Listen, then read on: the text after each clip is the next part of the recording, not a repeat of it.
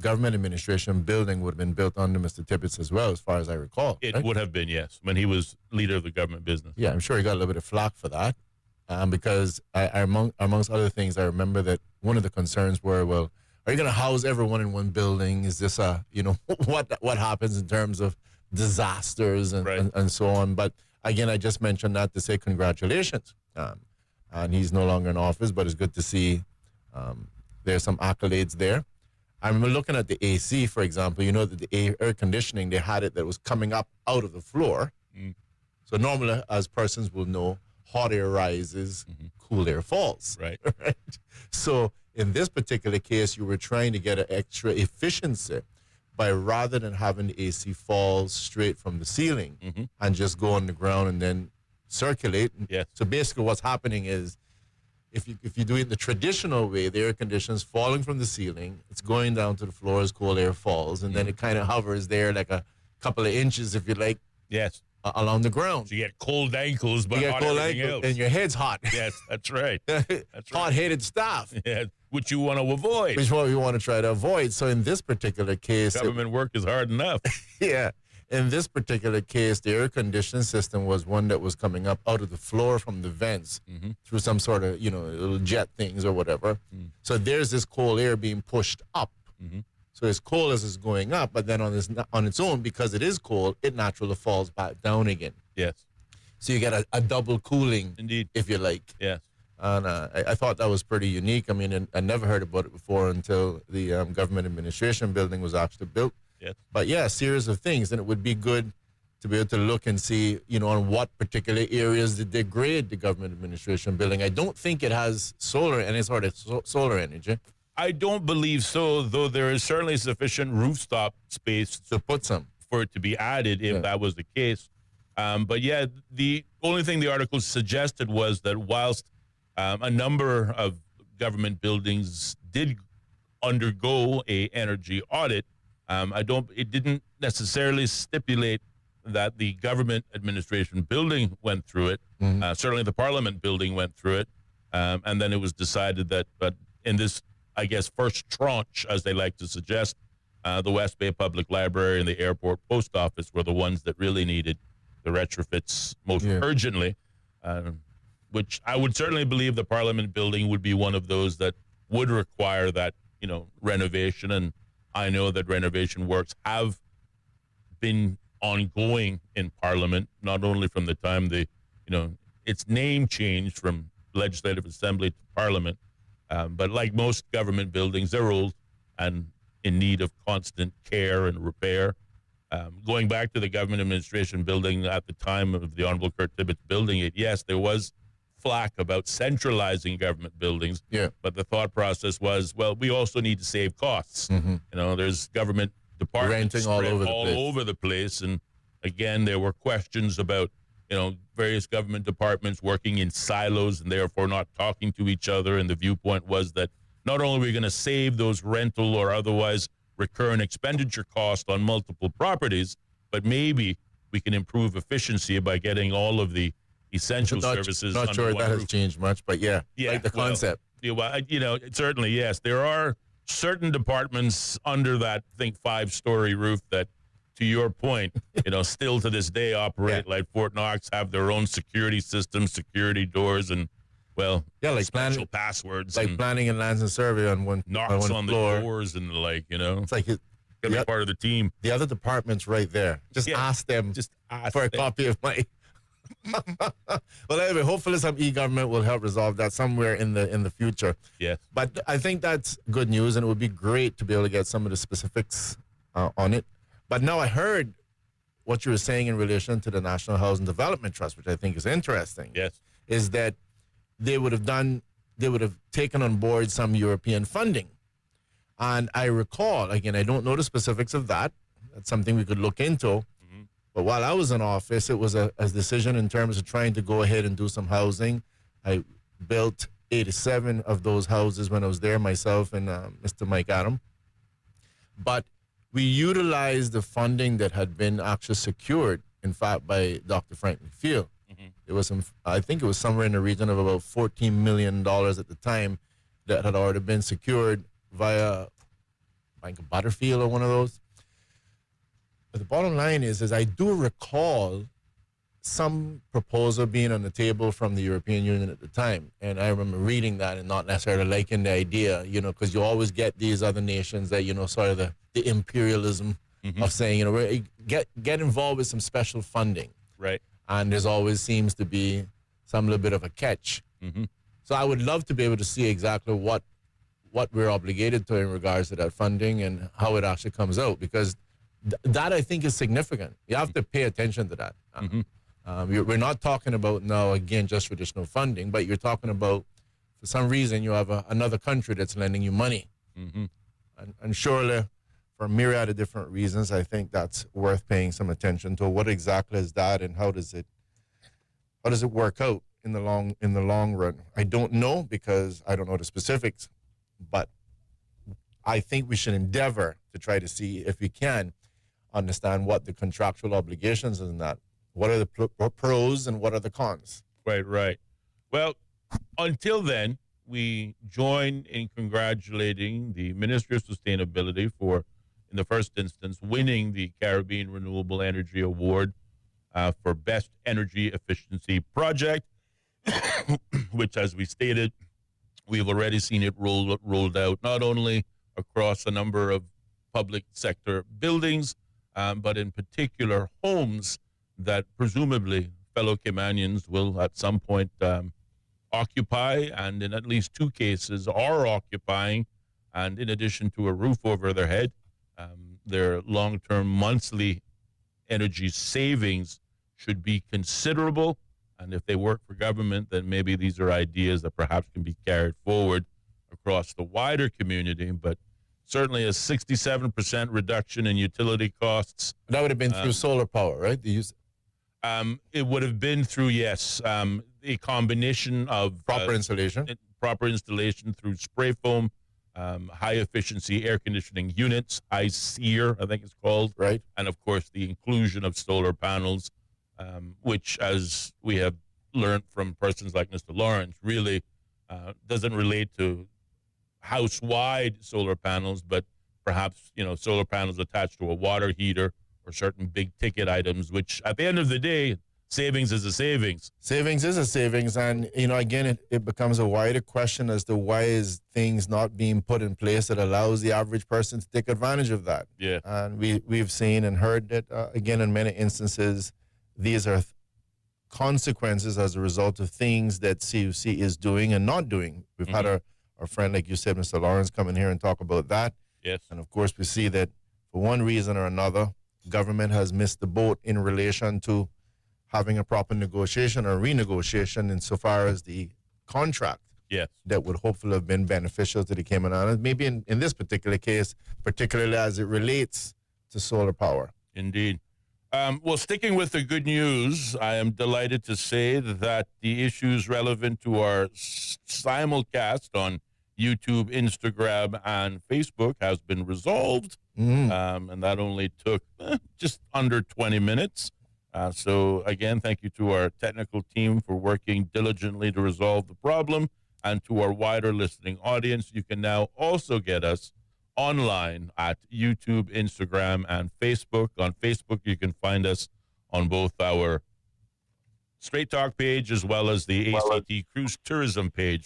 We have a caller on the line. Let's go to the phone lines. Good evening, caller. You're on the air. Yeah, hi. I heard you guys say that you have not too much exciting things to talk about. So I thought maybe you guys could get in touch with the National Gallery and talk about Art Week. Yeah, sure. Not a bad idea. We will certainly do that. Thank you for the suggestion. Oh, you're welcome. Have a great night. We all look forward to it. They have stuff starting as of Thursday with bus tours, Thursday, Friday, Saturday, all over the island. So I'm sure they will be very excited to talk to you. Excellent. Well, thank you for the suggestion. We will definitely do that. Can you send us a text? And do you have the number? Sure. I can send you that. 928-2562. Okay, I will do. Awesome. And thanks for listening. Bye. Thank you for listening indeed. So Art Week. There you go. There you go. I'm gonna get you cultured yet. But I love art. I love do? art. You don't have to convince me on that. I love art. Okay, fantastic. I told you. I mean, even the construction, it's all part of the art. It's the art in me also. You're a culture that I didn't. Whether it's talking, and I like drawing and I like painting too. Okay. Come on, you don't know what you're dealing with here. Is there anything you're not good at, buddy? We know you can sing and dance. I do sing. I can dance. I can do backflips. I'm a pretty good swimmer. I do a myriad of different things. I could have been a gymnast. Come on. I have many talents. Clearly. Hey, you remember when I was in the play? I told you. Yes. Oh, yeah, you were in the play. I yes, forgot. Yes. How did I forget? Yes. And our listeners all know about it because I gave your theatrical resume and you I sang a treated song. them Yeah, I with forgot. a song, which, again, I give you credit. That was 20 years ago, and you still remember the lines to the songs you sang in a play that was conducted and held at the Hartwell Theater under the late, great Jeff Cresswell. Many moons ago. Many moons ago. 54 minutes past the hour of 4 o'clock. Sticking with the good news, we just have one more bit of good news, and this also is, I think, relevant to the ongoing works by the Ministry of Planning. So we just finished congratulating the Ministry of Sustainability. So certainly the Ministry of Planning, Infrastructure and Works notified the public that repairs to public docks that were damaged by last year's storms are slowly making some progress and a return to proper operation, particularly with this year's hurricane season now less than 2 weeks away. Repairs on the Lobster Pot dock in Georgetown are said to be at an advanced stage with only the deck to lay down and will soon be open for public use. In West Bay, I think I saw on social media just this morning, MP Julie Hunter shooting her own video highlighting the work that is going on to get the Jefferson's dock by Henning Beach back up and running, but progress seems to be going very well.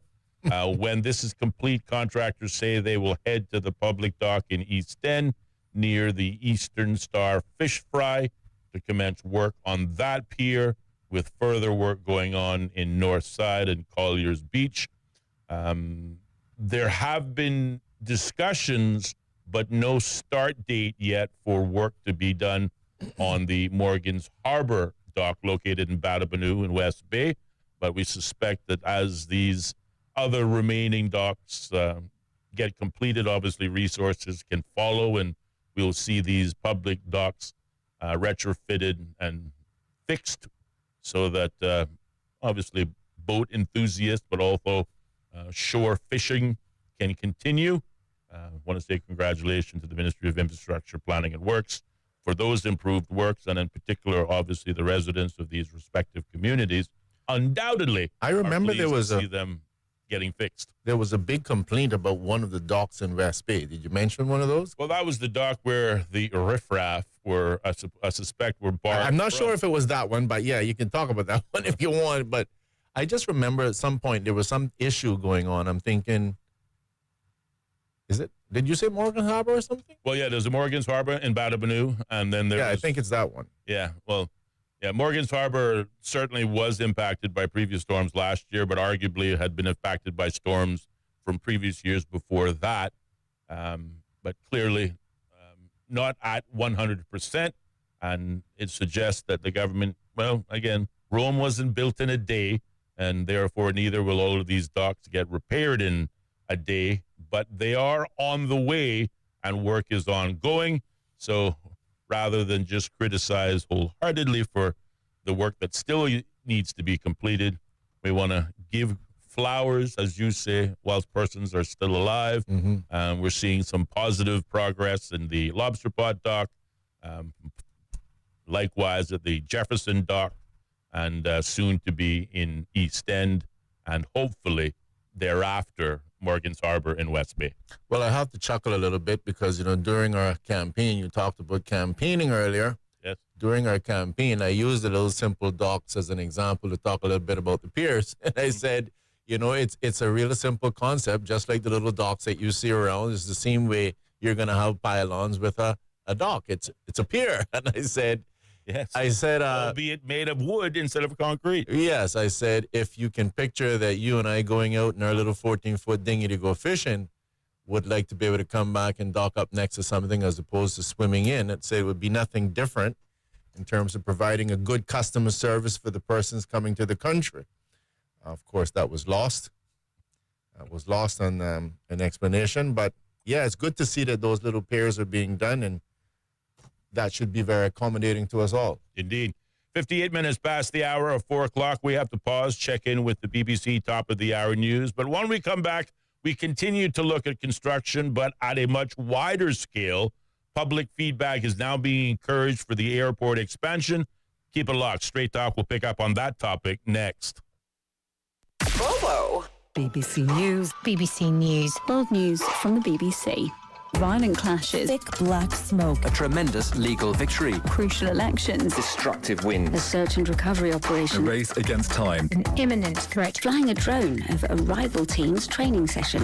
Whatever is happening, wherever it's happening, catch up with the latest news bulletins from the BBC. The home of the BBC World Service. This is Bobo FM. The BBC's From Our Own Correspondent. In today's Russia, no one is allowed anywhere near the political stage if they pose a serious challenge to Vladimir Putin. Stories and reflections from our reporters around the world. There is a major sense of insecurity here. More people are coming in from Sudan every day. From Our Own Correspondent from the BBC. The home of the BBC World Service. This is Bobo FM.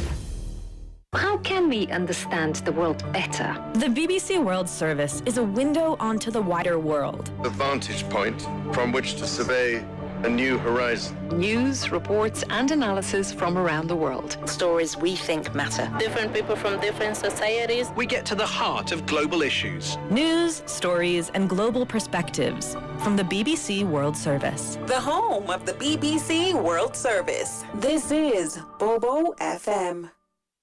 This is Bobo 103.1, powered by Health Services Authority. At Health Services Authority, they are committed to caring for you. They are Cayman's largest and longest-standing healthcare provider, offering the most comprehensive range of inpatient, outpatient, and public health services at 9 different locations across all 3 islands.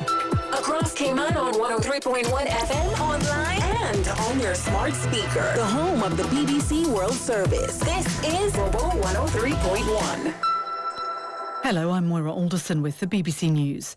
The United Nations says no humanitarian aid has been distributed in Gaza despite the easing of Israel's 11-week blockade. Israel has given permission for about 100 more aid lorries to enter the territory. But at a news briefing in New York, the UN Secretary-General's spokesman, Stéphane Dujarric, said vital items still hadn't been delivered where they're needed most. The priority is everything, right? The priority is massive amounts of flour, food, of cooking oil, and obviously nutrition supplies are critical. But as I understood it, we have not been able to secure the arrival of those supplies into our warehouses and delivery points. It is being held in a loading dock. The European Union has approved a proposal by the Netherlands to review ties with Israel because of its actions in Gaza. The EU's Foreign Affairs Chief, Kaja Kallas, said the proposal had been supported by a huge majority, who said the situation in the Palestinian territory is untenable. She said pressure was needed to bring change and that member countries wanted the aid to be allowed in at scale and without obstruction. President Trump has announced plans to build a state-of-the-art missile defence system that will shield the entire United States. At a press conference, Mr. Trump said the Golden Dome program would be able to intercept every kind of missile.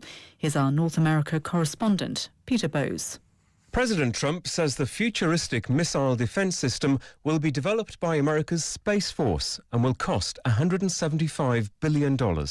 It'll consist, he said, of next-generation technologies, including space-based sensors and interceptors to defend the country against aerial attacks from the other side of the world or launched from space.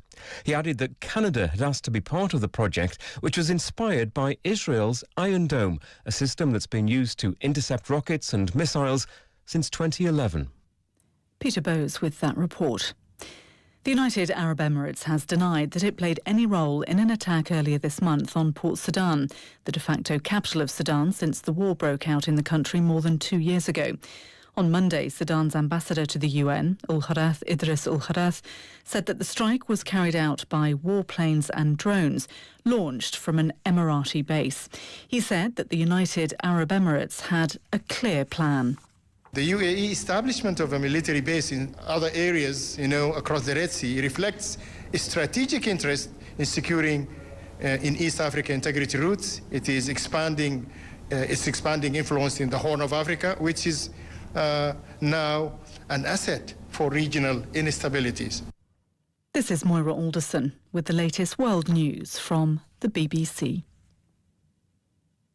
2 aides of Mexico City's mayor, Clara Brugada, have been killed as they drove to work in the morning rush hour. Security camera footage shows a gunman approaching the front of the car, which had stopped, and firing at least 12 shots through the windscreen and the driver's window. A witness said the man escaped on a motorbike, which was found abandoned 3 blocks away. President Claudia Sheinbaum, herself a former Mexico City mayor, said the 2 officials had worked for the government for many years and she knew them personally. She said the motive was still unclear. Kenyan farmers have gone to court to challenge laws that prevent them from selling and sharing unregulated crop seeds. The government says the restrictions are necessary to maintain quality and productivity. A group of 15 small-scale farmers, backed by rights groups, including Greenpeace, are challenging the law, saying it favours large corporations at their expense. Earlier this year, a court halted the introduction of genetically modified food and seeds into Kenya. This followed the government's earlier decision to lift a decade-long ban on GM foods. Pakistan has promoted its army chief to the rank of Field Marshal, only the second person in the country's history to be elevated to the position. The promotion of General Azim Munir from Pakistan's worst military conflict with neighbouring India in nearly 3 decades. Dozens of people died in 4 days of intense cross-border clashes. And the American actor George Wendt, best known for playing Norm in the sitcom Cheers, has died at the age of 76. Wendt began his career in improvised comedy in Chicago before breaking into TV. He made his first appearance as the beer-loving, wisecracking Norm Peterson in 1982. Hey, Norm! Hey, beer with you. How's life treating you, Norm? I just ran over its dog. The role made George Wendt a fan favourite, and he went on to win 6 Emmys. That's the latest world news from the BBC.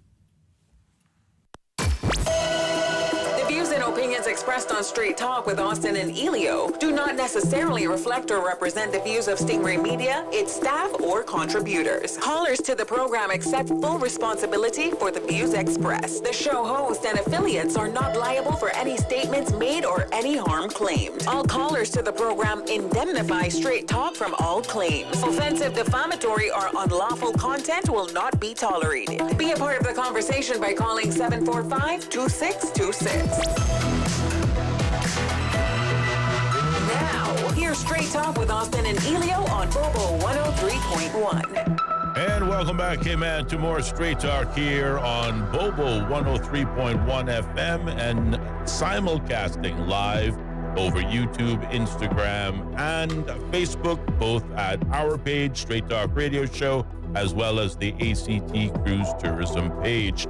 The phone lines are open at 7 minutes past the hour of 5 o'clock at 745-2626 on this otherwise open mic Tuesday here on Bobo 103.1 FM on your radio dial.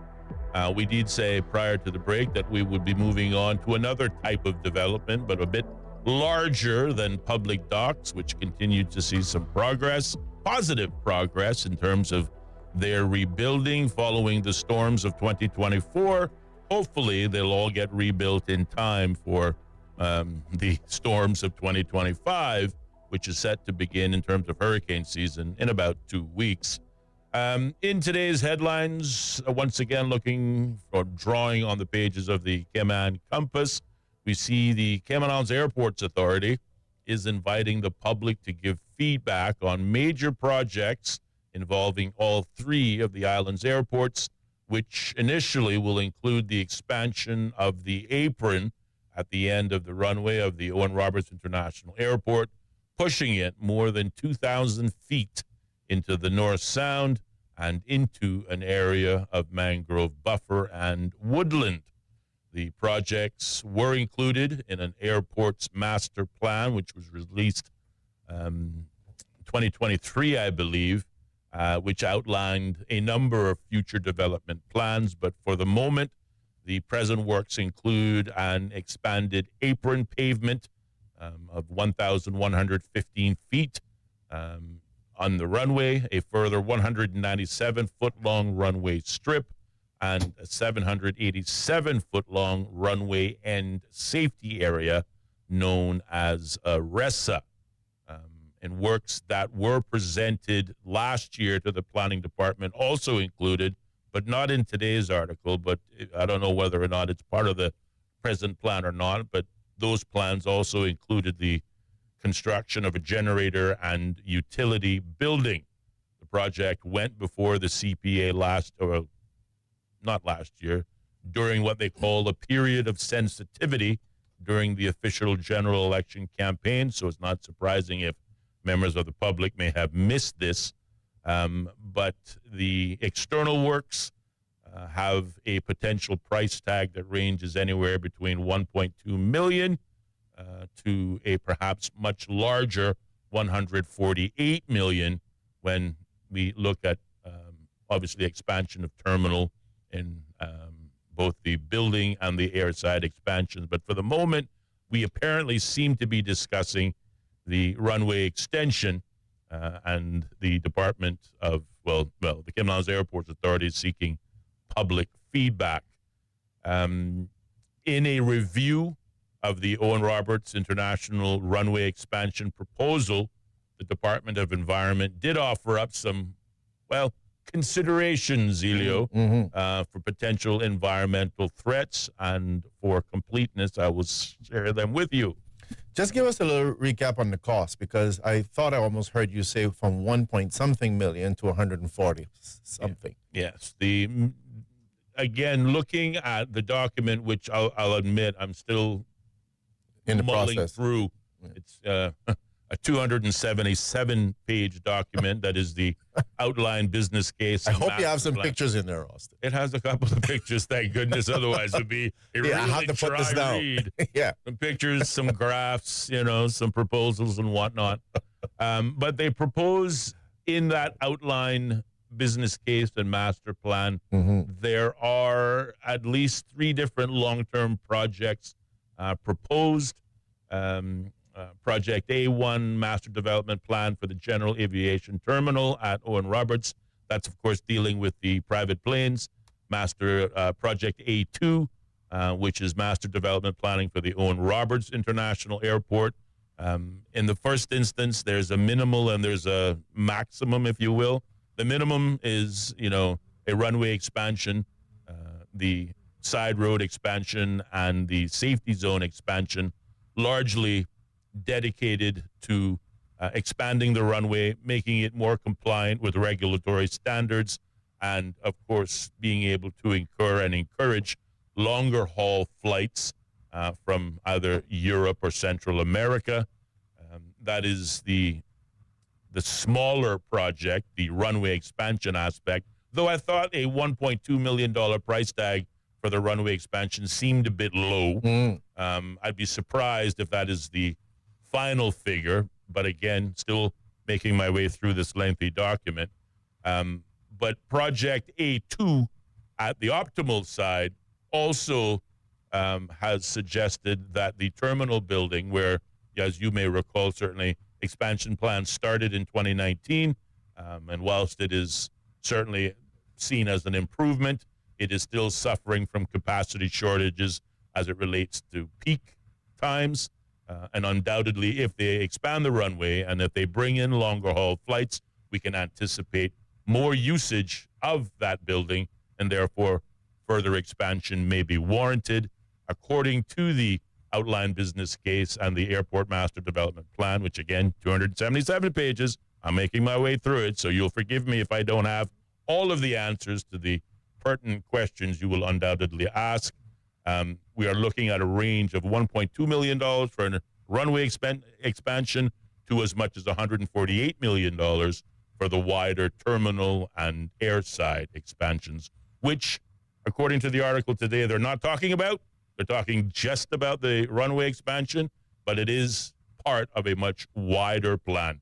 There's two other plans, Project B and C, which include master planning and development for the Charles Colonel International Airport, as well as plans for I think it's the Edward Bodden Airfield on Little Cayman. I think on Little Cayman there are discussions, at least on paper, suggesting moving it to another location. And in terms of the Charles Colonel International Airport, I think there are side road expansions, other concerns as it relates to RESA, which again deal with what was identified as the runway end safety area, which are part of the FAA regulatory standards, things of that. I think there's also a question in Charles Colonel that the runway is not wide enough, so it needs to be obviously increased in size. At the moment, though, it appears that we're only talking about starting with expansion plans of the runway at Owen Roberts International Airport. But again, when you look at the master development plan, it is in fact a very large, overarching, rather considerable airport project that could take us into the hundreds of millions of dollars. But I suspect the government, at least in the proposal stages, are trying to break it down into small, bite-sized pieces from 1 million to 148 million. Yeah, not really sure how that comes in. I know that, speaking about, so let's chat about this expansion project. I mean, first of all, we've heard that one possibility on the expansion of the airport is to go to the west, which would be eating up the roads that we have there that cuts along the west side of the airport. It was, again, just from my cursory read of the master plan, that was a suggestion to go west, but it included, if they pursued that plan, to your point, it would have meant the closure of parts of Crew Road. And I guess that plan was discarded because of that fact, and therefore instead they wanted to push into the North Sound as option B. And then there's also the concern about the flight path, right? The buildings. Yes. Both in terms of now as well as allowing aerial expansion, as in going up vertically for some of those buildings that's, over somebody's private property and have a right to go up. Yes. So the idea, and I think this is very, very interesting, the irony of things, Mr. Harris, because we've just come out of a referendum where we were saying, amongst other things, that you have an evolutionary process an evolution that is in process as it relates to cruise tourism, where you have a conversion from smaller ships to larger ships without laboring it too much, again, and that these larger ships require berthing. They require a pier. And we're now in a situation now where the irony of it all, where we're now having the exact same discussion now about our airport. We have larger planes that are going to come from Europe, as an example, and they need a larger berthing. They need a larger runway in order to be able to land and take off full fuel, to be able to make those transcontinental flights. I mean, you can't get anything that's more mirror than that. And I will state up front, I can't wait to see, what all of these, how can I classify it? The neo-colonialists here are going to be saying about this, because, I mean, these are the persons that I've described as individuals who clearly are against everything, and they've managed to convince a lot of people in the process. But it's going to be interesting to see what the objections are about that, because this is, to me, and we're talking about potentially going 2,000 feet into the North Sound. No. I've always grew up thinking that North Sound was definitely one of those areas of protection, right? And by the way, I'd like to stress, I definitely don't have much of an issue. I can say it up front. I don't have much of an issue in terms of looking and reviewing the documents, but I think that progress is something that requires little sacrifices, and we need to be able to work and get along and mitigate those risks as much as possible.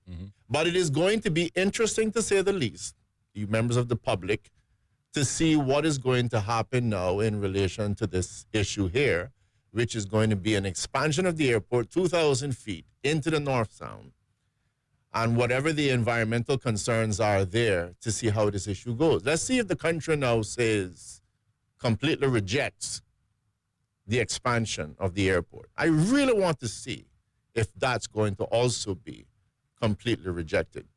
You know, are these owners of this private island for retirement going to be successful in getting that project canceled as well? So I really look forward to that.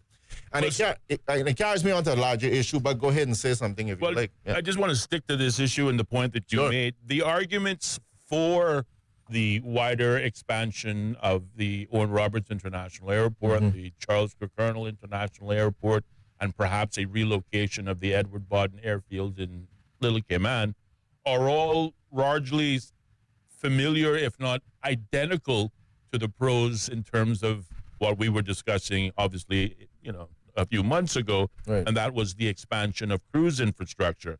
They all acknowledge that the travel and tourism industry provides significant employment and entrepreneurial opportunities for the Cayman Islands.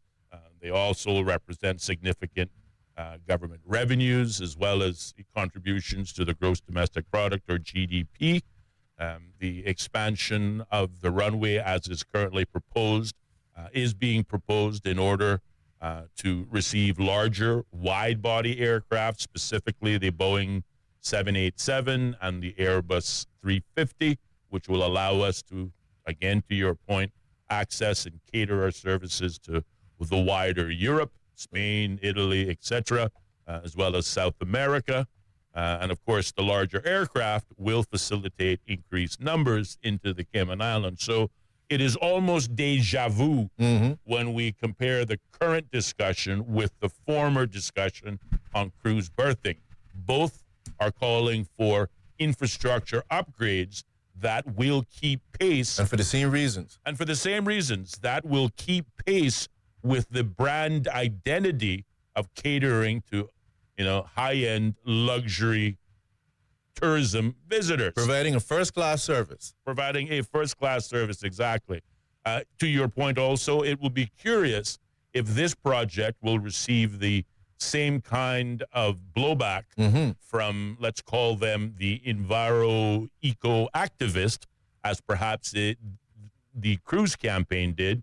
But interestingly enough, when we look at some of the threats posed by this project, which before we move on, I want to share, one of them is that unlike cruise berthing, where there was certainly no identification that there would be any kind of dredging taking place, the runway expansion would involve a significant amount of dredging, filling, heavy equipment, earthworks, blasting. At least 20 acres of dredging, I think I heard. Well, again, if we are considering some of the wider expansion, but yes, to your point, it is going to have a number of drawbacks. The blasting that would have to occur potentially threaten the foundations for homes in the surrounding area. Again, the airport was built a long time ago. Homes were built in the area, not only along Crew Road, but tropical gardens as well. People don't see it, but those homes are there, particularly as you get to the end of the runway. There are concerns raised by the Department of Environment back in 2024 that highlighted the risk of air quality risk, primarily due to emissions. You bring in larger planes, you bring in the frequency of those larger planes. Obviously, the emissions such as nitrogen oxide, sulfur oxide, carbon monoxide are all bad for humans. And that, of course, the immediate risk is to the humans that live in the immediate vicinity. There is the dredging we talked about, the health concerns, not just of emissions, but potentially, if you expand the runway and you take in bigger aircraft flying longer distances, then the daily operational hours of Owen Roberts International Airport will undoubtedly increase. At the moment, I believe the airport, in large part, and I could stand to be corrected, but pretty much closes down at 8 o'clock. There aren't very many late-night flights. But with the expansion, we could see that daily operational schedule increased to include more flights later in the evening. And again, if you live close to the airport or in the residing area, certainly that means keeping you up at night. But if that isn't enough, to the wider concern, and this is where I expect to hear from the eco-activists, is that by pushing the runway into the North Sound, we are going to lose a significant amount of mangrove buffer, which, of course, provides a natural protection against things such as flooding, storm surge, and everybody accepts now that, climate change is real, and that same climate change will bring with it sea level increases. So these are the risks, the environmental risks that this expansion proposes, or will certainly represents potential risks if we do build it out. But likewise, to the earlier point, the arguments in favor of it largely mirror the conversations we were having as it related to cruise tourism. But in any event, the government is encouraging the public to provide feedback and input on their thoughts. And I would be very curious, as I stated earlier on, to see whether or not the enviro warriors will pick up this issue with as much enthusiasm as they did with the cruise port, because the risks arguably are similar, if not perhaps worse in the airport plan than they were with the cruise berthing plan. Yeah. So I definitely agree with what you just said. And I'll just add, because I'm not sure that you stated it, probably just missed it. But again, also very similar in relation to the technological reasons, right? In relation specifically to the fact that we have larger vessels. Yes, absolutely. It was the argument on the piers, larger vessels, they need specific infrastructure in order to be able to accommodate them. And again, mirroring the exact same situation that we now have as it relates to the airport. I want to highlight to the general public as well, and by the way, just for the avoidance of doubt, I speak here as a talk show host, not as anything else, so that no one conflates whether I'm speaking as a CT or otherwise. I'm speaking as a talk show host. But let me just stress that we talk about politicians and we say, well, if a politician says one thing, does another, well, we want to point that out and how important all those things are. I want to give clarity as well that, I was very disappointed during the campaign process in terms of many of the media. It was very clear that they had taken a side on the issue and did not want to facilitate both sides. And let's be clear, this, in my humble opinion, is something that was of great disservice to the members of the general public who depend on the media to be able to give a neutral and an objective view. I want to encourage persons out there in the public to have a look at the Caymanian compass. For example, did I say Caymanian compass? The Cayman. Yeah, error. The Caymanian is lost. The Cayman has been removed. Yes. The Cayman compass. Have a look at the Cayman compass, and you will see that the articles during the campaign process, as we talked about peers, is very one-sided. And I will highlight again that just before the 30th of April, when we were expected to go to the polls to vote, the Compass dropped 3 articles on this country, 3 bombshells, if you like, 3 bombs. And obvious to me, and it should be obvious to everyone, quite strategic that you're going to drop these 3 bombs when nobody can respond to them. And you're doing so because you're trying to make sure that you're going to influence the vote. And in the 1.5 minutes that I have remaining before we go to a break, I highlight to you that these commentaries that was in the last 3 articles were basically, this is a bad project, don't vote for it, and here's why it's going to cost too much. We've got other more important projects and things that needs to be done. This was the sort of articles that were being written by the Compass. And when we come back from the break, I'd like to show you the neutral and objective stance that they are now taking in the media, which is what they should have done during the campaign to have allowed the general public to really get a proper understanding and not pushing them in one direction. I mean, for goodness sakes, yesterday we had beautiful pictures of all the tourists standing there in a cattle line and the compass talking about, in essence, how horrible this is. Now, wouldn't that have been something nice to share with the public, using that wonderful position that you have as the largest, most reputable news company in the Cayman Islands, to have used that power to properly educate the public during the campaign? And I'm really wondering what has now caused this about face, this 108, as my colleague refers to it, to now be getting up and taking this wonderful and neutral and objective position. Why are you just not continuing to bang on that Cruz has to die? Well, these are conversations. The government wants feedback, and that's what we're going to give them. Keep it locked. There'll be more Straight Talk coming up next.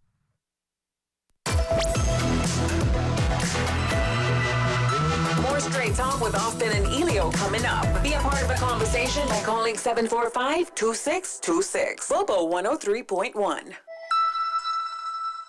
We need to talk. Okay. We've noticed you've been going to KFC a lot more than usual lately. And that's fine. We know you love it. we just don't understand how you can afford it. The KFC What a Deal menu starting at just $3. Gives you lots of great choices and value. Available at KFC Baytown Plaza, Shetton Road, and in the Strand. The KFC What a Deal value meals. The deal everyone should know about. Come to KFC and enjoy a variety of tasty choices at surprising prices. KFC, so good. Insurance matters. It gives you the confidence to live life as you should, knowing you're protected. As a leading local insurer for over 25 years, Island Heritage has a consistent track record of providing best-in-class customer service with quick and efficient claims processing. This means insurance you can rely on when you need it most. The Island Heritage Way. Visit us online at islandheritageinsurance.com today to learn more about our home, contents, motor, marine, and commercial insurance products. Go on and live your life. With Island Heritage, you can. Drinking water is vital to our health. At Cayman Water, we use reverse osmosis desalination to ensure safe drinking water. A semi-permeable membrane allows fresh water to pass through, blocking out contaminants. Then, we finish with a post-treatment process and conduct frequent extensive testing to ensure that you get healthy drinking water with an average pH of 7. Not only is water out of your tap safe to drink, it's approximately 400 times less expensive than bottled water. Help to reduce plastics and save our planet. Cayman Water cares. Learn more at caymanwater.com. Visit Healthcare Pharmacy's second location in Governor Square, servicing West Bay and the 7 Mile Beach Corridor with a care and professionalism you have come to expect from Healthcare Pharmacy. Healthcare Pharmacy in Governor Square also stocks a huge selection of Hallmark and shoebox greeting cards, vitamins, sunblock, last minute, and everyday needs. To refill and transfer your prescriptions, simply WhatsApp 329-7313 or visit healthcarepharmacy.ky or drop by Monday to Saturday from 9 till 6.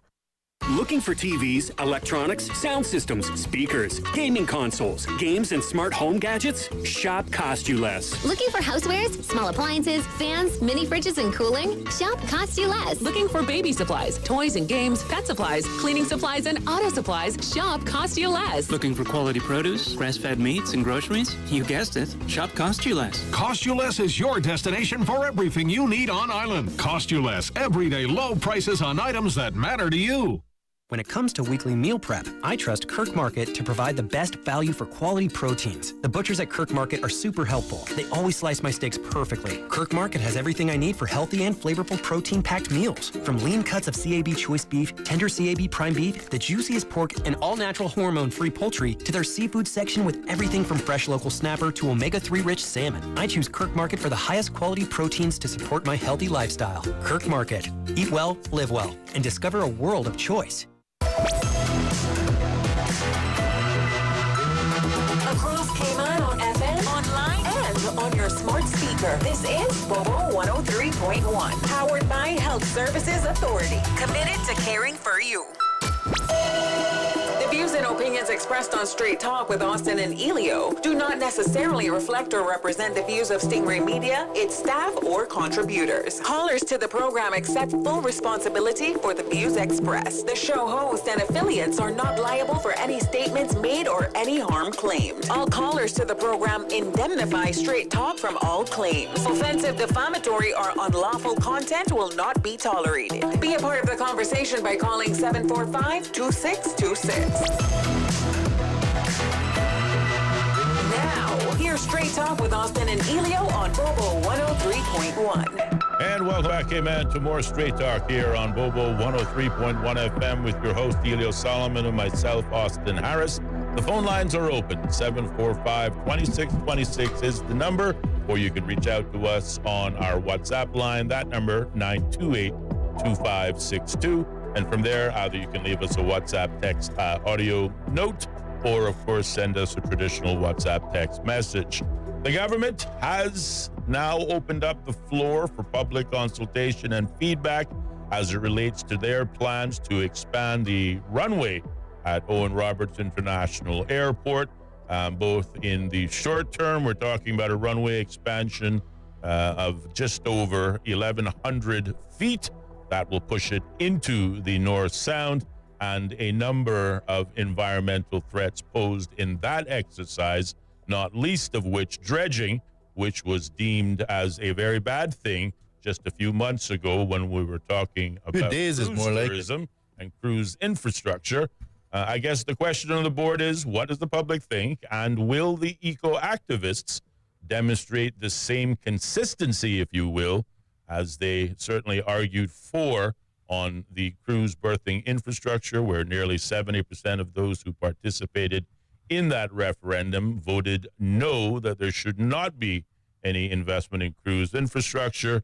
Well, here we are again looking at infrastructure expansion, albeit on the stayover side as it relates to Owen Roberts International Airport, as well as the longer-term vision to include plans for Cayman Brac and Little Cayman, representing initially a couple of million on up to hundreds of millions of dollars, which arguably, unlike the cruise terminal, will be paid out of the government purse and not by the industry itself. Ellio, you were, I guess, sharing some views in terms of the hypocrisy of the media, both before and now after the referendum. I'll allow you, give or take 23 minutes to spend as much time as you like on that topic. I definitely don't need 23 minutes. But again, I started it, and I'll just continue on that line. And that, again, is basically highlighting to the public that it is important that each and every one of us, we have to depend on the media, amongst other things, to help educate us and convey that information that we actually need so that we can make some informed decisions. And I don't think you want to have me sit here and read all of it, but take an opportunity when you have the time to go back and, do a refresher. There's nothing better about politics. It's great, even more so when you rehash it. And if you go look at all the articles that was posted over the last several months in the Cayman Compass, you will see that they were not, in my humble opinion, neutral and objective, not at all. And in fact, I remember sitting and chatting with at least one or two persons from the Compass, and I can tell you that in order for us, when I say us, I mean ACT, trying to get the facts in the Compass, it was an issue. You had to make sure you produce this slide, that slide, and the sources of your information, and the list went on. But yet the opposing side didn't have to do that. They just simply had to say that it wasn't going to be good for the public, and they quoted them. No information, no facts were required. I'm telling you this because the bottom line of it is when you have media houses, and I've talked about this before, not necessarily specifically in relation to the Compass, but when you have media companies that are not going to be going out of their way to provide you with a neutral, independent, and factual piece of information, trying to make sure that you get both sides, to me, it's their obligation to do that. Not a choice. This is not about being paid or anyone being paid or procured or influenced, whatever it is, to just give one side of an argument. No, these are major decisions that the country had to go to the polls and to vote for. And clearly, there's a significant number of persons who took it hook, line, and sinker and went to the polls and, quite ironically, voted in favor of marijuana, in favor of lottery, but against something that would keep Caymanians employed, against something that would create a proper infrastructure that allowed your cruise industry to thrive, if not just to survive.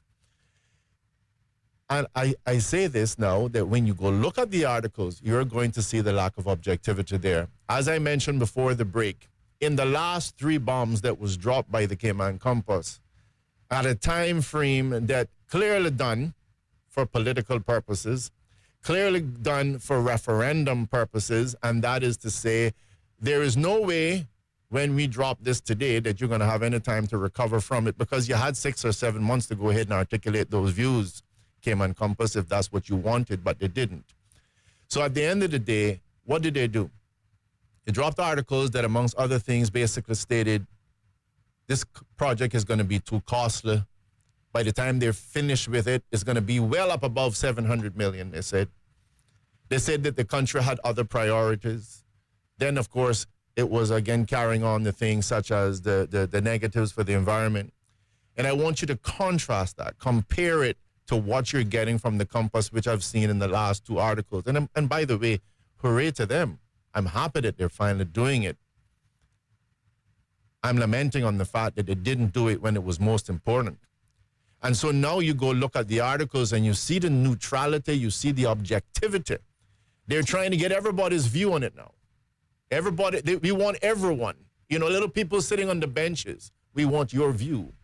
And they have pictures out there, which were pictures that only ACT was trying to propagate. We tried to show people the long lines, the cattle lines that are first-class services delivering for persons, you know, 1 point something million plus. And the bad impression that we were giving them, only ACT was trying to put that out there to educate the public. Now the Compass has them there. And the Compass is talking about declining and what we can do and what the next steps are. I just think it is totally sad, to say the least, ridiculous, the fact that we couldn't get that level of neutrality and objectivity from the Cayman Compass when it mattered most. And it is unfortunate that the country has gone to the polls and voted the way that they have voted. But you know what? At the end of the day, the saying is, if you can't see the light, you'll feel the heat. And I can't tell you what it says for the country that I live in. I'm Cayman, I have a right to speak like everybody else. I can't really tell you what it says to me as a country that we're going to say we're voting for lottery, we're voting for marijuana. I'm going to tell you something, Caymanians. If something is not good for your family, it's not good for the country. If you don't think that alcohol, let's just start with the most simple thing. If you don't think that alcohol should be given to your kids, if you don't think alcohol is good for your family, then I can tell you it's not good for the country. You can commercialize it. You can regularize it. It doesn't make it right. And it's nothing different in relation to marijuana. If it's not good for your family, it's not good for the country. But we, the royal we, went to the polls and voted for it. And the royal we went to the polls and voted for lottery. And by the way, I think one of the arguments that we had someone call the program and talked about, maybe they weren't educated enough on the issue. Well, I can tell you, they weren't given an objective and neutral view like we're now getting from the Compass. They definitely didn't get that. But we had an education, because let me ask you this. Were Caymanians concerned, Mr. Harris, about the lottery and how it was going to work? No. Were they concerned to say, well, let me ask you, guys, is this going to be a government-run lottery or is this going to be a private sector thing? No. Is it going to be in gas stations and churches and where is it going to be? No. None of these questions were asked. My colleague did a little bit of an expose, I think, on the whole issue of the depenalization of marijuana, for example, in Jamaica, but there was no education pretty much. And I think the minister at the time, the deputy premier, the Honorable Kenneth Bryan, did a little bit on Radio Cayman. Outside of that, zero education, but there was no qualms. There was no cry that we need more facts, we need more figures, we need to know exactly what's going to happen here. But that was the cry for Cruz. What exactly is going to happen? I can't make a decision without all the facts and the figures. But there was no cry for that on lottery. And there was no cry for that on marijuana. And so you can just make the recording, just record it, write it down as they say on parchment paper, stick it in your Bible. I'm telling you, if marijuana is not good for your family, it's not good for the country. And if lottery is not good for your family, it's not good for the country. If you think that we're all going to make those sort of decisions and don't pay the price for it, we're making a sad mistake. So now I'm just going to end by saying we are now in an exact mirror reflection We have two pillars, if you like, in the country: tourism, we have banking. And under each one of those columns, if you like, they both tend to spawn off into two separate areas, because banking extends more than walking into a particular bank. There's all the mutual funds, there's all those other issues. So you got two there, and nothing different when it comes to tourism. We have stayovers and we have cruise. And we're almost in a direct mirror reflection of both of them now saying, we need to expand our runway, we need to improve our infrastructure, because in order to accommodate the new technologies, in this particular case, a larger plane, not a larger ship, we need better infrastructure. We need to expand 2,000 feet into a little area that is, again, sacrosanct.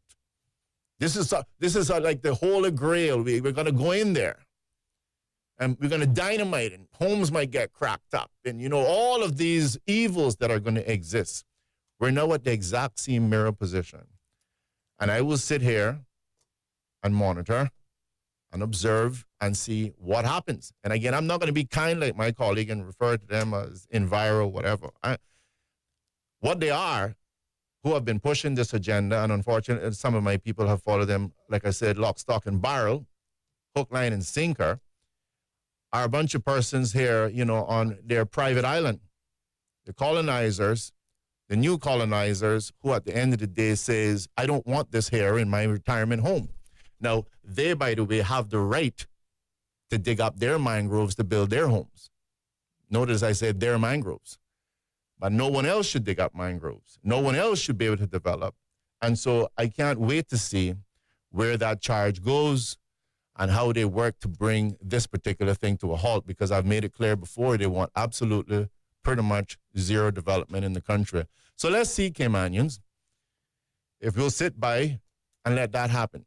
Let's see what's going to happen about cruise, and let's see what's going to happen about stayover visitors. Interesting, and I will be monitoring, and I encourage you to do the same. Absolutely. Well, certainly in this case, obviously we're talking in the present circumstance, but the government now inviting public consultation and feedback on the proposed expansion plans for the Owen Roberts International Airport. But also, if you log on to today's caymancompass.com, you will find today's article, and in it includes a link to the Cayman Islands Airports Authority business case, outline business case and master plan that was published on the 14th of June, 2023. The document is 277 riveting pages of information. So certainly on the one instance, for persons saying, well, I need more information to make... You can't get my point now. I tell you that. You can't. If I need more information, make an intelligent decision one way or the other. Well, you have 277 insightful pages in which to choose from. Again, the current plan as outlined, if you want to read, you know, the Compass article today, arguably looking specifically at the runway expansion plans, which will take us some 2,100 feet. When you consider all included, all in, into the North Sound. The risks identified with that include flooding, increased risk to flooding, increased risk to storm surge as it relates to hurricanes, in particular hurricane season, also potential risks to climate change and sea level rises. There are risks involved in the construction phase as it relates to the dredging works and filling works that will take place. There are risks to the residential community in the surrounding area. First, in the construction side, from the vibration and potential explosive works that will take place to expand that runway, potentially damaging structural works in homes and buildings in the surrounding area. Once the runway itself is completed, obviously it will cater to, my colleague's point, the plan is to cater to the larger Boeing aircraft, 787, and the larger Airbus A350, which of course will give the Cayman Islands connection to wider parts of Europe and South America as part of expanding our stayover business. All of that, of course, very important to government revenue and economic opportunities. But there will be emission risks to human beings, in particular those homes in the immediate area. There'll be a restriction to water sports activity due to the damage of what some would define as critical environmental habitat. And I think really what would be an interesting exercise, and I think this is where our viewpoints, I guess, intersect, is will there be consistency on the part of the environmental, otherwise eco-activists or other nomenclature which may be defined to associate these groups of persons? Mm-hmm. Will there be the same sort of blowback, feedback, criticism in this public consultation exercise as perhaps we saw already just a few months ago, arguably a few weeks ago in the election campaign, in particular the question relevant to cruise infrastructure? But the same pros that were made known for cruise infrastructure, necessary to maintain our competitive advantage or to at least be competitive. It was the same in cruise infrastructure as it is for airport expansion. The argument is made that our competition, particular to places like Antigua, Jamaica, Barbados, BVI, Turks and Caicos, all of these islands are already engaging in infrastructure expansion in one way or the other, whereas the Cayman Islands is far behind the eight ball on this particular issue. Mm-hmm. Do we maintain our competitive advantage? Do we even remain competitive, period? Or should we allow our competitors to obviously benefit from the opportunities that exist in terms of arguably the same impetus, the same pros. Absolutely. But in this particular case, I think you actually got more cons. Well, you have a lot more cons. And again, dredging works seem to feature largely on the cruise infrastructure side of things, even though there was no evidence that there would be dredging. But again, persons were able to convince others that dredging was there. And again, we use groups who, by their own public utterances, use plans that go all the way back to Meisner Marine plans, which are, again, in excess of 20 years old. They were dredging up the past. They were literally dredging up the past. But again, they convinced the populace that these were the risks. These were relevant risks. Again, those same risks exist as it relates to the expansion of the runway. And the question is on my mind, what I will be very interested is, will they be as vociferous in their objections to this project as they were with cruise? And I say that I have my doubts because one of the founding members of the, what were they called, Save Cayman environmental group, or someone else, I forget their names, Sustainable Cayman, thank you. One of the founders of that organization, at least was under the last administration, the chairman of the board for the Cayman Islands Airports Authority, which arguably supported and proposed this 277-page outline business case that was published in 2023. I think he's still chairman of the board. Well, if he's still chairman of the board, where does he stand? Because he too took particularly the public persona, the mouthpiece, if you will, for the cruise argument, saying that it just simply wasn't worth the risk. I wonder how he reconciles those 2 points when he looks at this exact same project, which arguably presents, as you stated, the same pros, the same reasons, justifications, necessities, if you will, for this development, whilst exposing rather similar but more so risks than the previous cruise infrastructure plans. Will they be consistent? Will they continue to take the position that Cayman's natural environment is worth more than the economic environment? I have my doubts. I doubt very seriously. I think you're going to find from that individual a rather sudden case of amnesia or some flowery words and language to suggest, well, this is different, and this is how it's different. I'll tell you one thing. I don't believe it, but we will wait to see. But will the hypocrisy take on altogether new forms, or will the public, who again, they spoke in the referendum? I'm not here to argue, the outcome of that. You listen. We heard you. We went to the electorate, the Caymanians. We talk about this is a Caymanian on Caymanian conversation. So I'm not criticizing anyone. You spoke loudly by saying no to cruise infrastructure.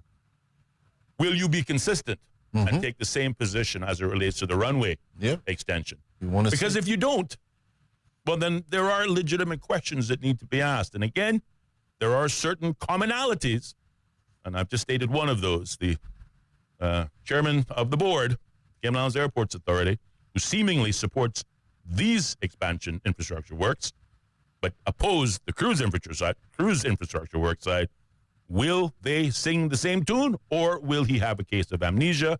And the second, which was also rather significant in the cruise conversation, was the cost. Everyone kept saying, well, it's going to cost the country $400 million of the taxpayer dollars, when, again, there was no project being proposed, no specific set of plans relevant to the current evolution of this discussion, albeit there was and is to this day a raft of existing previous information from previous versions of this conversation. We still said no.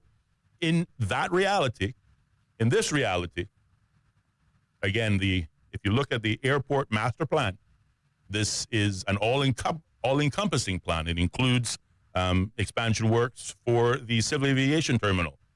That relates to things like the private planes, which arguably has brought in more high net worth individuals to the Cayman Islands than any commercial aircraft has. Many people argue that, in the face of that branding, we are offering a very poor first experience to those otherwise multimillionaires and billionaires who fly in on their private aircraft. So there's that.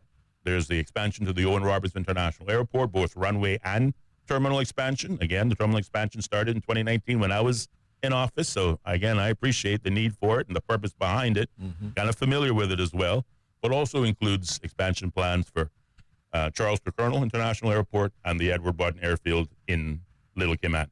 Overall, if we take in totality, again, don't take my word for it, check out the master plan business case, 277, again, riveting pages, $400 million, the same, ironic, though, I find it ironic, the same $400 million it's like a mirror thing that we were assuming would cost for cruise tourism without any evidence based on it other than, again, previous exercises.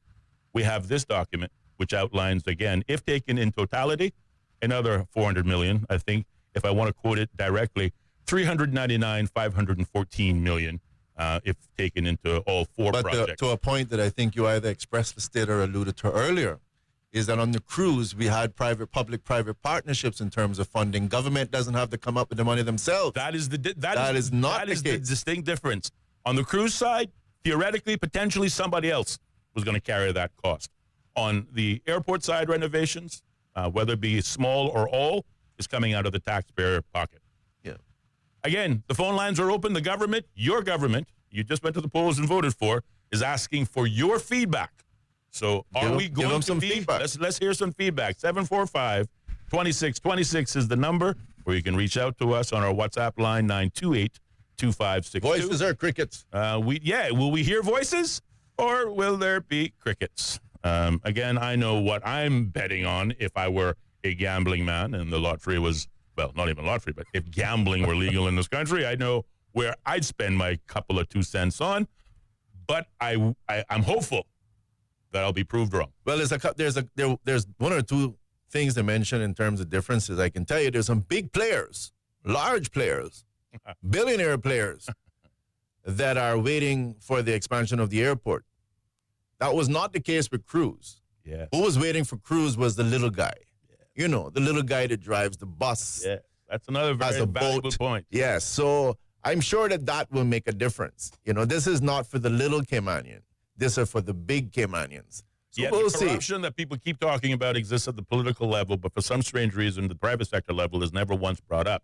We look at the development lobby when we talk about, the development that's taking place across Grand Cayman, particularly 7 Mile Beach, and we consider that a bad thing.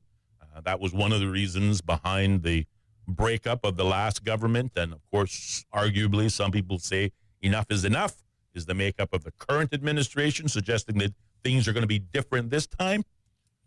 Will we be consistent? I mean, really, at the end of the day, that is my only question. Will we see some consistency in the narrative coming from the public? I mean, again, I've told you my opinion on referendums. You cannot run a country by referendum. But if we are, then will the people, the loudest voices, the people that arguably make up the electorate, will they be consistent, or will we find excuses for this project as compared to the former? And I know you're a bright boy, especially on Tuesdays. So I'm going to say it this way, and all of us as bright kids in the room. I'm not even going to pressure the general public. I'm going to pressure those. You remember that little what was that little series they used to have when we were kids? Welcome to Fantasy Island. Welcome to Fantasy Island. Hey, tattoo. Boss, the plane. Right. So those new owners of this private island, this retirement home. 20 seconds. I want to hear from them, and I want to hear from the Compass. Is the Compass now going to bang this issue to death until it dies and then switch to neutral and objectivity, or are they going to support this 100%? And if so, why? Keep it locked. There'll be more Straight Talk still to come on Bobo FM. Bobo.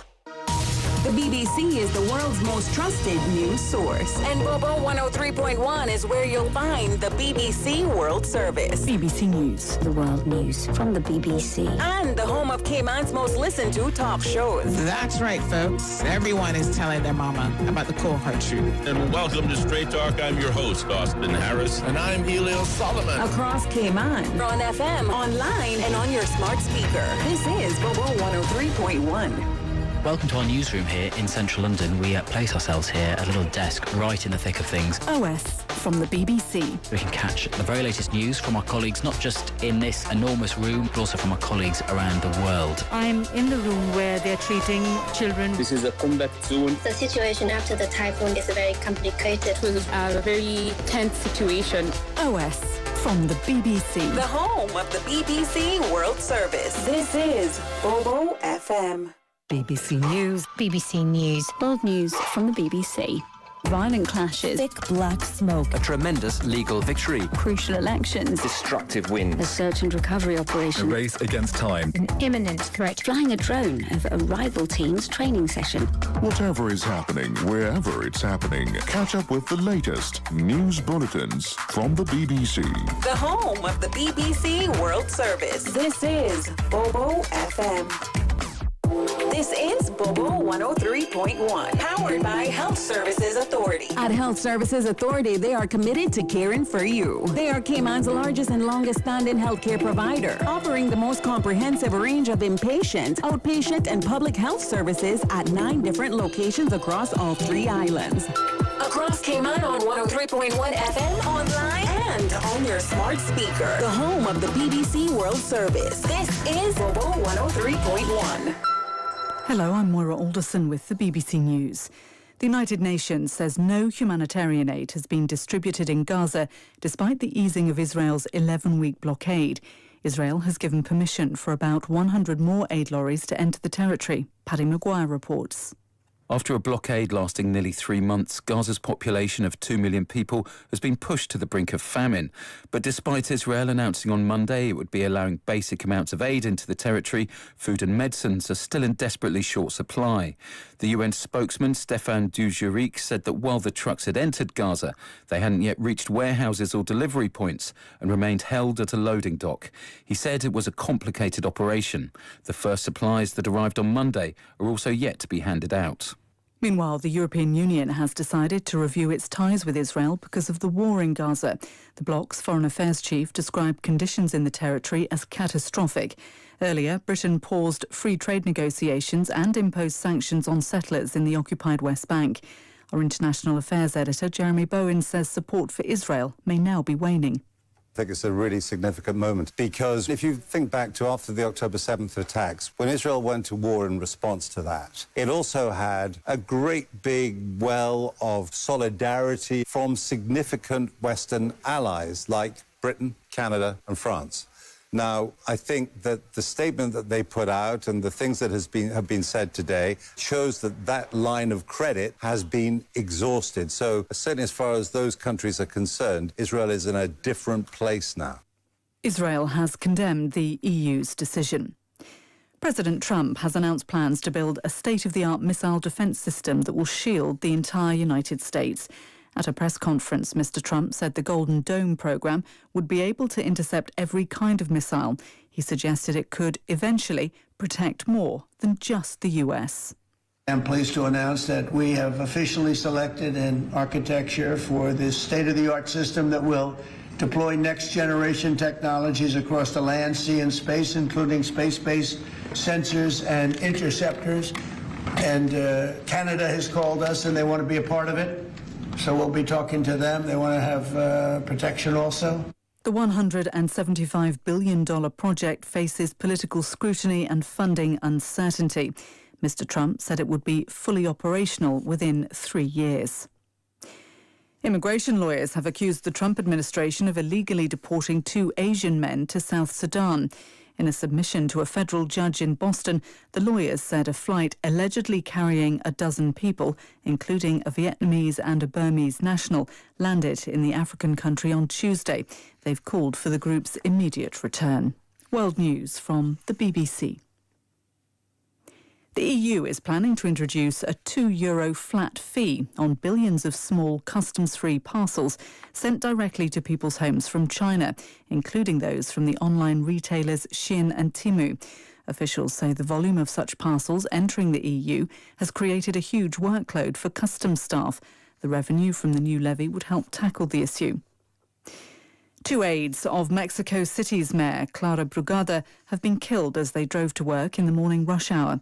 Security camera footage shows a gunman approaching the front of the car, which had stopped, and firing at least 12 shots through the windscreen and the driver's window.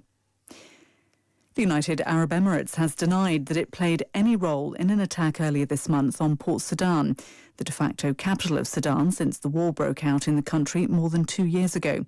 On Monday, Sudan's ambassador to the United Nations said that the strike was carried out by warplanes and drones launched from an Emirati base with the aid of Emirati ships.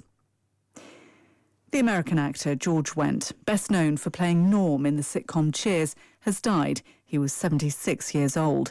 Wendt began his career in improvised comedy in Chicago before breaking into TV. He made his first appearance as the beer-loving, wisecracking Norm Peterson in 1982. Reagan Morris has more. Each time he walked into Cheers to pull up a stool at the bar, the regulars cried out his name. Good afternoon, everybody. The portly and self-deprecating Norm Peterson was a fixture of nearly every episode of the sitcom over 11 seasons, delivering deadpan one-liners each time he ordered a beer. George Wendt was nominated for 6 Emmys for the role. He later starred in beer commercials and had a stage career on Broadway. But it was Cheers which secured his place in the public imagination. That's the latest. BBC News. The views and opinions expressed on Straight Talk with Austin and Ellio do not necessarily reflect or represent the views of Stingray Media, its staff, or contributors. Callers to the program accept full responsibility for the views expressed. The show host and affiliates are not liable for any statements made or any harm claimed. All callers to the program indemnify Straight Talk from all claims. Offensive, defamatory, or unlawful content will not be tolerated. Be a part of the conversation by calling 745-2626. Now, here's Straight Talk with Austin and Ellio on Bobo 103.1. And welcome back, K-Man, to more Straight Talk here on Bobo 103.1 FM, with the time in studios now 7 minutes past the hour of 6 o'clock, and the phone lines are open at 745-2626, or you can reach out to us on our WhatsApp number by dialing 928-2562, and from there, either sharing a WhatsApp audio note or a traditional WhatsApp text message. In any event, the conversation presently on the table is the call for public feedback, which is being invited by the Cayman Islands Airports Authority to give feedback on major projects involving all 3 of the island's airports, including the expansion of the Owen Roberts International Airport's runway more than 2,000 feet into the North Sound. Again, you can obviously learn more about this project, and in particular, download your copy of the airport's master plan and outline business case, which is some 277 pages long, as well as some of the future development plans, a further document which outlines the plans for infrastructure expansion at all three of the airports here in the Cayman Islands. Again, as we have stated repeatedly, this is practically a mirror image conversation to the one that we had a few weeks, if not months ago, in particular to cruise infrastructure, which the country voted a resounding no to. And again, the same questions are being posed to those same voters. What are your thoughts on the airport expansion? Do the value for money analysis, the benefit to the Cayman Islands, do they outweigh the risks, many of which are environmental, many of which environmental risks are also, perhaps to an extent, a mirror of the previous conversation, with the only significant difference being that the cost associated with this, both short-term and long-term project, will be borne by the taxpayer. Of course, they will argue they will be offset by fees such as landing fees and otherwise fees generated from airport operations. But the costs associated with this project will come from the taxpayer versus, of course, the private-public partnership that may have resulted from cruise infrastructure. The government wants your opinion, so the phone lines are open. Let's see.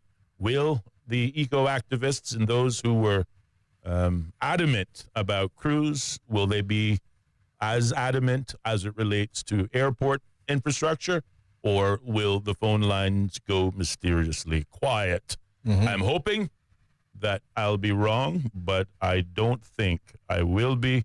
I anticipate that the criticism, negativity, and perhaps objection to this project will be a far cry different than was taken as it was with cruise infrastructure. So once again, there will be no consistency, but again, I'm waiting to be proven wrong. 745-2626 is the number. We'd love to hear from you. Yeah, and again, I'm pretty sure, considering the situation as it relates to the owners of many of our hotels and the list goes on, I'm pretty sure that we will not be expecting the same sort of process to come from the compass on this one. We will not be expecting them to do the dropping of bombs and the negatives against the project and then turning around and doing a 180 and starting a neutral and objective. I guarantee you on this issue, we will be getting all the pros coming from the compass. Let's watch that, right? They say follow the money. That we do. Well, just some commentary coming from WhatsApp. One says, let them go ahead and extend the runway, and we pray for the best. That's the price of capitalism for you. Another writer says, no, that's not that one. The other writer says, not everyone wants more cruise traffic downtown. The airport was not expanded to correct size when recently done. Again, to justify it. Sorry, can I get that in English? Yeah, I don't know. You know, some folks will just, again, these are your opinions, folks, so I'm not going to criticize the opinions. What did it say? It just basically said, again, I'm giving you, not everyone wants more cruise traffic downtown. The airport was not expanded to correct size when recently done. And again, that's taking it. I suppose that second comment was relevant to the expansion works that began in 2019 when you saw the terminal building, that rounded turtle shell looking building taking place, the expansion works relevant to that, suggesting that we didn't go far enough. As what is clearly identified in the outline business case is that there has been an overarching larger plan, but the costs associated with that plan, no politician, either former or present, will propose it in its entirety. So instead, what has been proposed and what has been actioned have been piecemeal approaches to a larger development. I suppose if you take a $400 million project and you break it down into $50, $60 million bite-sized pieces, right, people are less likely to notice. But at the end of the day, it still works out to the same thing. But what has been... Spoon feed. Yeah. But what has been acknowledged is that, you know, whilst the expansions that exist presently at Owen Roberts International Airport have improved the usage and have improved the congestion issues. When we look particularly at peak hours, there are some deficiencies. When we look at, if we assume that we expand the runway, if we assume that we take in bigger aircraft, if we assume by bringing in bigger aircraft, we're increasing the number of stayover visitors. And again, the government has assumed that whilst it has taken the better part of 40 years to reach 500,000 stayover visitors, the government has forecast, at least if you look at the previous administration, their goals were that what took 40 years to build 500,000 stayover visitors, they anticipate that in 10 years, they will double that figure to 1 billion stayover visitors, led largely by the expansion works relevant to stayover infrastructure, a.k.a. airport expansion, to include both the commercial side and the private civil aviation side. Certainly, you'll get no objection from me in terms of the need to upgrade our infrastructure. You'll get no argument from me when it comes to, what is Brand Cayman and the need to protect that brand, what makes us different than perhaps other Caribbean girls on the block. We have marketed ourselves as a high-end luxury destination for the wealthy. We are not a budget destination, but yet, arguably, on the civil aviation side, the lion's share of tourism business that we've gained, particularly from high net worth individuals, have come not from the commercial side, but from the private side, persons flying in on their own aircraft versus flying in, even if first class on commercial airlines. The service or the infrastructure that we're provided falls far below their standards. So therefore, Brand Cayman as a tourism brand is negatively impacted. Similar arguments are being made for the commercial side. And again, but at the same token, all of those things are legitimate. All of those things make sense. The competition that we face from other markets in the Caribbean, as we say, we're not the only destination with white sandy beaches and crystal clear waters. We have other competitors within the region: Antigua, Barbados, Jamaica, Turks and Caicos, a bit further to on the eastern side, but all of them competitors to the Cayman Islands. All of them, obviously, increasing their investment in tourism infrastructure to include cruise, but also to include airport and stayover side. The Cayman Islands asking fundamentally the same questions to its public. In the last evolution, that same public, to your point, said yes to sin, no to economic revenues and perhaps, employment opportunities. Light them up. Exactly. That took priority versus economic opportunities. Right. But here we are once again with the same situation, almost a mirror image, with one or two small exceptions. In this case, with the airport's expansion, it'll be paid for by the taxpayer, whereas the cruise side would have been paid by the industry. The environmental risks are largely the same, if not more pronounced. There is definite evidence of dredging works that would need to take place, land for filling works that will be need to be facilitated, blasting works that will obviously impact potential existing structural integrity of homes and buildings in the area. There are emissions concerns, noise concerns, all of these things, I think, relevant to the expansion of bigger and better. I guarantee will we find consistency from the same public? And again, that's the only thing that I'm looking for. Will we be consistent? If we believe, as was the referendum stated, that 70% or thereabout, 67-ish, suggested that no, the environment was far too important to invest in cruise infrastructure development, which would have included, to a certain extent, upland develop in the form of the Georgetown Revitalization Initiative. The public said, no, we don't want that. Well, once again, that same public is presented with a similar proposal, albeit from the airport side. And your government, our government, the government of the Cayman Islands, vis-a-vis through the Cayman Islands Airports Authority, is inviting public feedback. And you see, just for clarity, you know, We'll see. Just for clarity, I'm not going to look so much for the public, because to me, the public, amongst other things, was, how can I pushed in a direction very well marketed. I'm going to really look to see what the media is going to say, you know, the compass. I want to hear all of the negatives. I want to hear them propagating all the negative and dropping bombshells. I want to hear what they're going to say about this issue of the airport expansion. Or is it going to be a matter that we know who our masters are? We want to hear what CMR is going to say.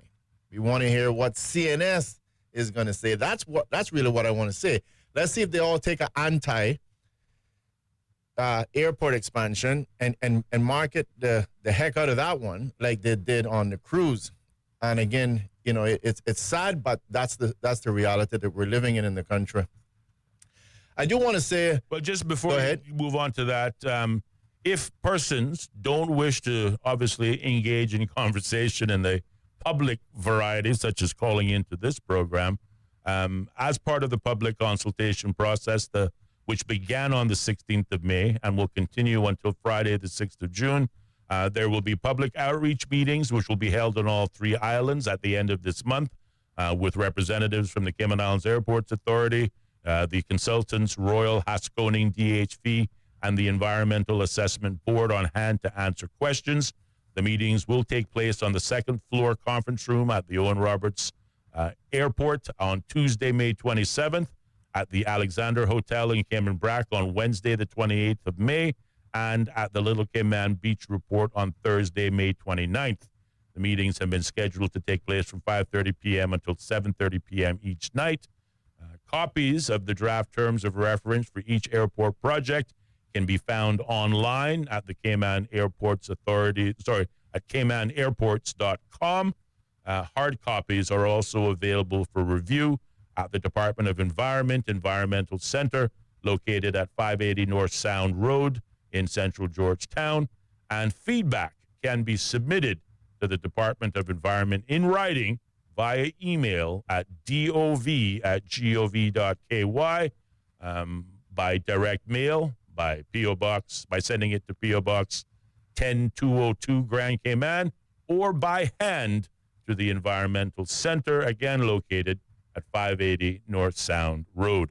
We encourage you to utilize a much simpler method, 745-2626, by letting your voice be heard. But I suspect, in large part, we will hear crickets. But again, maybe I'm wrong. Ellio? Yeah. So moving on. I just thought it would be good, just to, at least in summary, discuss some of these issues as we talk about, my friend covered prior to the election or referendum, some of the stuff on the issue of marijuana. And I noted through my periphery, Mr. Harris, somewhere there was a list of priorities for the new government, and I think I saw lottery being one of those on the right at the bottom somewhere. I don't know where I saw that visual. I think it was somewhere in the media. I think it might have been the compass. Yeah, the compass provided what was at least the immediate thoughts of the coalition government. They included immigration reform, but to your point, the lottery was included therein. If we can find the article, we'll certainly share it. I didn't see marijuana on that one, but I did see the lottery, which, again, not that you'll get an objection from me, you know. Yeah. I'm all about improving some infrastructure. And by the way, on the issue about comparisons to other countries, not to knock that, I think that's nothing wrong with that, but we really don't even have to compare ourselves to other countries to know that we have to improve the infrastructure. We just really need to walk down the road of empathy and say, if it was me landing, what would I want to see? If it was me arriving on a boat, what would I want to see? I don't really think it's an exercise that requires any real comparison. I don't think there's much justice that comes in comparison. But on the issue of lottery, just to run you through some of the things that we can expect that will have to occur as we go about implementing what many persons voted for in the referendum. We can expect that some legislative action, so drafting new laws or amending existing ones. Since gambling is currently prohibited under the Gambling Law 2016 revision, a national lottery would require, 1, repealing or amending this law to create an exception for a state-run lottery, establishing a National Lottery Act to govern the rules, oversight, and operation of the lottery. A parliamentary debate and approval. The law would need to be debated in Parliament and passed by a majority of elected members. Number 2, establishing a regulatory body. A National Lottery Authority or Commission would likely be created to oversee operations and licensing, ensure transparency and integrity, set rules for ticket sales, prize disbursement, and game types. This body could fall under an existing ministry, example, finance or home affairs, or be made independent. 3, choosing the operating model, government run versus private operator. The lottery would be operated directly by a government department or outsourced through a public-private partnership, PPP, where a private company runs it under government regulation, similar to models in Jamaica or Barbados. An RFP, request for proposal, may be issued to find qualified operators or technology providers. And 4, designing the lottery system, types of games, examples, scratch cards, weekly draw, pick 3, or regional pooling like Caribbean Lottery, method of ticket sales, in-person retailers, online platforms, or mobile apps, price structures, odds, and taxation, if any, must be decided. Number 5, public education and awareness. Government would need to educate the public on how the lottery works, where the proceeds go, example, education, healthcare, sports, etc., risk of gambling addiction, and support resources for those persons who claim an addiction problem. 6, launch and oversight. Rollout would begin with retailer training and licensing, public advertisement campaigns, secure ticketing systems and auditing mechanism, and continuous oversight and audits would be needed to prevent fraud and or abuse.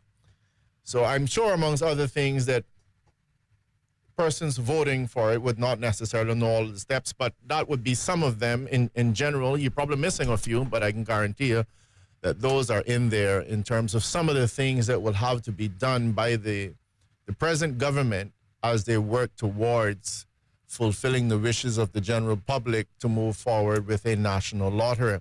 Mm-hmm. And we can discuss something similar on another day when we have more time in relation to specifically what would be required as we work towards the decriminalization or depenalization of marijuana. Well, I did find the requisite, perhaps this is where your mind's eye remembered it from. It was an article published on the 12th of May by the Cayman Compass with the headline, The In-Tray, 10 Immediate Priorities for Cayman's New Government. However, I will say that these priorities are not indications coming directly from the government, but in fact include pretty much what we were doing, Ellio, by comparing the manifestos. The Compass also conducted its own exercise together with analyst Mario Ebanks, James Whitaker, and a handful of political sources, where they individually identified 10 potential key priorities of the new government. And amongst those 10, number 6 was decide whether to roll the dice on a lottery. So there was no mention, mind you, in this top 10 for anything dealing with marijuana and the other yes vote from the referendum, which is curious because certainly the referendum would have identified what the public viewpoint would be on what they define as some of their priorities, lottery being amongst them. The Compass guesstimate of what the manifesto as part of the strategic policy statement, rather, published by the new government could include a lottery, but this was an article published on the 12th of May by that media house and does not represent plans of the current administration. We're still yet left to wait on what the administration plans to unveil. We do have a WhatsApp message, though. It says, funny how the cruise port, without an approved plan, contract, or budget, became the national villain. Yet now we're discussing extending a runway some 2,100 feet into the North Sound, reclaiming just over 22 acres of marine environment, and it's business as usual.